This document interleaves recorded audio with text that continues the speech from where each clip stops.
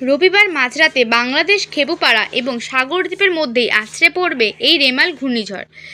একেবারে 360 ডিগ্রি পাল্টি। রবিবার খেলা দেখাবে এই রেমাল ঘূর্ণিঝড়। কোথায় কোথায় সবচেয়ে বেশি তাণ্ডব চালাবে জানালো আবহাওয়া অফিস। লোকসভা নির্বাচনের আগেই ঘূর্ণিঝড়ের ভূকুটি।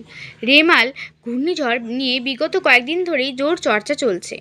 দক্ষিণবঙ্গের কোথায় কোথায় এর কতখানি প্রভাব পড়বে তা নিয়েও বিস্তর আলোচনা হচ্ছে। এসবের মাঝেই বাংলার অনেকটা কাছাকাছি চলে এসেছে অতি শক্তিশালী এই ঘূর্ণিঝড়। রবিবার মাঝরাতে বাংলাদেশ খেপুপাড়া এবং সাগরদ্বীপের মধ্যেই আছড়ে পড়বে এই রেমাল। ইতিমধ্যেই দক্ষিণ 24 পরগনা জেলা প্রশাসনের তরফ থেকে ঘূর্ণিঝড় মোকাবিলার তোড়জোড় শুরু হয়ে গিয়েছে। সুন্দরবন এলাকায় সবকটি উপকূল থানার তরফ থেকে শুরু হয়েছে মাইকিং। মৎস্যজীবীদের মাছ ধরতে যেতেও বারণ করে দেওয়া হয়েছে। এদিকে আবার রেমাল আসার আগে থেকেই বৃষ্টি শুরু হয়ে গিয়েছে হলদিয়া, নন্দকুমারের মতো এলাকায়। গতকাল বিকেল থেকেই বর্ষণ শুরু হয়েছে এই এলাকাগুলিতে। শনিবার দক্ষিণবঙ্গের বেশ কিছু জায়গায় ঝড় বৃষ্টি হয়েছে। এদিকে আবার আগামীকাল রেমালে ল্যান্ডফলের পর শহর কলকাতাতেও দুর্যোগের হাওয়া বওয়ার সম্ভাবনা রয়েছে। 90 কিলোমিটার প্রতি ঘন্টায় বেগে ঝড়ও বইতে পারে। তবে রেমালের বেশি প্রভাব উপকূলবর্তী এলাকাগুলিতেই পড়বে বলে মনে করা হচ্ছে। সুন্দরবন, বকখালি, ফ্রেজারগঞ্জের মতো এলাকায় ভালো রকম দুর্যোগের সম্ভাবনা রয়েছে। 100 কিলোমিটার প্রতি ঘন্টা বেগে ঝোড়ো হাওয়া বইতে পারে বলে খবর।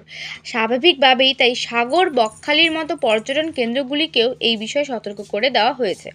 রেমালের সঙ্গে আবার ভরা কোটাল দোসর হওয়ার সম্ভাবনাও রয়েছে। দুইয়ের ফলে আরও উত্তাল হয়ে উঠতে পারে সমুদ্র। সেই কারণে পর্যটকদের সমুদ্র স্নানের ওপর কড়াকড়ি করে দেওয়া হয়েছে। হাওয়া অফিসের তরফ থেকে জানানো হয়েছে, আজ তথা অতি গভীর নিম্নচাপ তৈরি হবে। এরপর রবিবার আগামীকাল মাঝরাতে রেমালের ল্যান্ডফল হবে। রেমাল আছড়ে পড়ার কারণে দক্ষিণ 24 পরগনার সুন্দরবন উপকূলে 100 থেকে 120 কিমি গতিতে ঝোড়ো হাওয়া বইতে পারে। সেই সঙ্গে অতি ভারী বৃষ্টির সম্ভাবনাও রয়েছে। পরিস্থিতির দিকে কড়া নজর রেখেছে জেলা প্রশাসন।